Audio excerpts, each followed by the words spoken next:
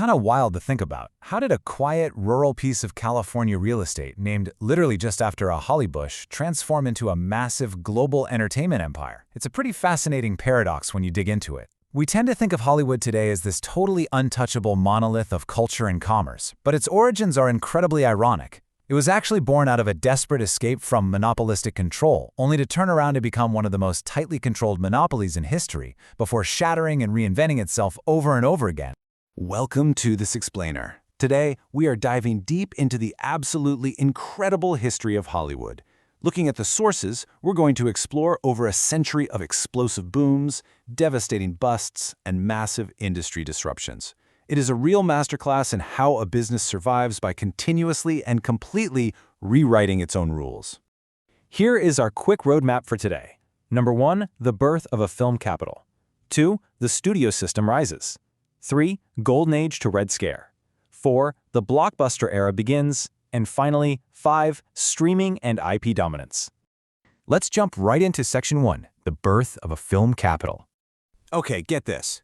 The motion picture industry didn't actually begin in California at all. It started on the East Coast, and it was completely dominated by Thomas Edison. In the 1890s, Edison's Black Maria studio in New Jersey was basically the hub of early film. But Edison's Motion Picture Patents Company, which people just called the Trust, was aggressive. I mean, they rigorously enforced their patents, effectively suffocating independent filmmakers. So what did those filmmakers do? They fled. They wanted consistent sunlight, varied landscapes, and honestly, extreme distance from Edison's lawyers. So they headed west. By 1910, a short film called In Old California became the first one entirely shot in Hollywood. Just a year later, Nestor Studios opened up on Sunset Boulevard as the area's first actual studio. And by 1915, a mass westward relocation was officially underway. The idea just spread like wildfire. And take a look at the iconic Hollywood sign. We look at it today as this grand, almost sacred monument to cinema, right? But back in 1923, it was put up as Hollywood Land, and it was strictly a billboard to promote local real estate. The area had only just merged with Los Angeles a decade earlier. That sign was quite literally just meant to sell houses in a neighborhood that was named by a couple, Harvey and Daida Wilcox, back in the 1880s. So before Hollywood was an industry, it was just dirt and a marketing pitch. Moving right along to Section 2, the studio system rises. So, remember those independent producers who successfully escaped Edison? Well, ironically, they turned right around and began building their own massive empires, creating what we call the studio system. The key buzzword here is vertical integration. Companies like Paramount, Universal, Fox, and Warner Brothers didn't just make movies. Oh no, they owned the entire life cycle of the product. They controlled the production on their lots, they managed the distribution networks, and they even owned the theaters where the films were actually shown to audiences. It was an incredibly efficient, practically airtight business model. And through this, they manufactured megastars, people like Charlie Chaplin and Mary Pickford. Though, funnily enough, those two eventually became so powerful, they formed their own company, United Artists, just to win back some independence from the very system that made them famous. But then came a massive technological disruption. The silent era relied on incredibly physical acting, right? It was a universal visual language that made international distribution super easy.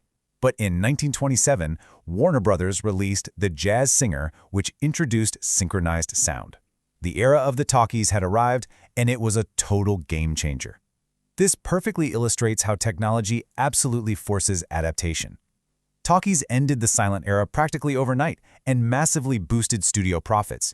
But it wasn't all sunshine. It caused severe upheaval. A lot of beloved silent stars whose voices or accents just didn't match their on-screen personas, they saw their careers completely derailed in a matter of months.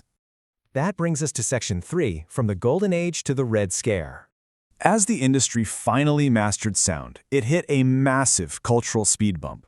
From the late 1920s through 1934, we had what's known as pre-code Hollywood. Films during this time were racy, they were bold, and they were largely unregulated. But public pressure started mounting, and the industry was terrified of government regulation. So they opted to self-censor. They started strictly enforcing the Hays Code. Suddenly, sex, violence, and anything deemed immoral were heavily censored. The rules of what you could actually show on a screen were completely rewritten, and that really shaped the highly sanitized visual language of classic Hollywood that we recognize today.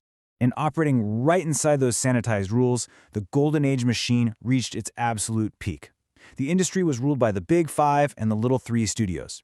And they operated like highly polished, incredibly efficient factories. They had contract stars totally locked in, absolute legends like Humphrey Bogart, Marilyn Monroe, and Clark Gable. They relied on in-house directors and writers, and the studios even specialized in specific genres, like you had MGM with its lavish musicals, or Warner Brothers doing those gritty gangster films. This highly controlled assembly line environment is exactly what cranked out enduring classics like Casablanca and The Wizard of Oz. However, this golden era faced some really deep political tension right after World War II during the Red Scare. The House Un-American Activities Committee, or HUAC, started investigating alleged communist influence in the film industry. You had the Hollywood 10, which included prominent figures like Dalton Trumbo, who famously refused to testify. And that resulted in hundreds of industry professionals being placed on the Hollywood blacklist. Looking at the historical record, this severely impacted a lot of careers and created a really intense chilling effect on political expression in American cinema for years. So, stepping back for a second, we have this tightly controlled, vertically integrated studio system operating at peak efficiency, albeit under immense political pressure. You really have to wonder, what could possibly topple a monopoly that massive? What finally breaks it? Let's find out in Section 4. The Blockbuster era begins. So that old world eventually collapsed under two massive blows: the 1948 Paramount Decree, which broke up vertical integration, and the devastating rise of television.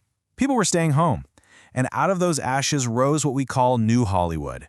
Spanning the late 1960s to the early 1980s, power suddenly shifted away from the suits in the studio executive offices and directly into the hands of brilliant, somewhat rebellious directors. Heavily influenced by European cinema and the massive social upheaval happening at the time, auteurs like Francis Ford Coppola and Martin Scorsese began creating these incredibly gritty, realistic, director-driven masterpieces. Think The Godfather. It was this wonderfully fertile artistic period and a complete 180 from the old sanitized factory system. But, as always in the history of Hollywood, commerce pretty quickly caught up with art. In 1975, Steven Spielberg released Jaws, and then in 1977, George Lucas dropped Star Wars. And wow, these two films completely disrupted the industry all over again. They essentially invented the modern blockbuster era from scratch. We are talking massive, unprecedented wide releases, crazy merchandising tie-ins, and high-concept visual spectacles. This new formula proved so unbelievably lucrative that it just became the new template for everybody. Soon after, massive advancements in CGI, really ushered in by films like 1993's Jurassic Park and 1995's entirely computer-animated Toy Story, pushed the limits of these on-screen spectacles even further. Which brings us right to our final era, Section 5, Streaming and IP Dominance. Entering the modern era, the contrasts are pretty stark, aren't they?